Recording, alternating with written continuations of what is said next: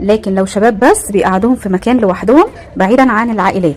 وهو الشاطئ كله اصلا البحر بتاعه هادي كله زي بعض، مفيهوش حته عاليه وحته فيها الميه كويسه.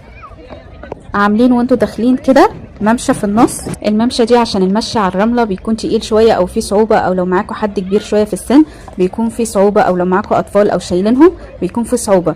فنص المسافه هم عاملين فيها الممشى ده تمشوا عليه. وهنا حاطين لكم شاطئ اسحاق حلمي المميز، والحاجات الممنوعه والحاجات اللي موجوده في الشاطئ. ودي القوانين المفروض ان هي بتاعت شاطئ اسحاق حلمي.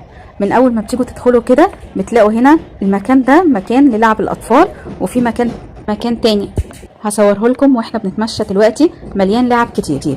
المكان اللي هناك ده بيكون فيه شباب بيلعبوا راكت او بيلعبوا تنس، وبيكون اصلا مخصص ليهم. الحاجه الحلوه اللي انا عرفتها ان في كمان مدربين بيجيبوا الفريق بتاعهم وبيتدربوا على الشاطئ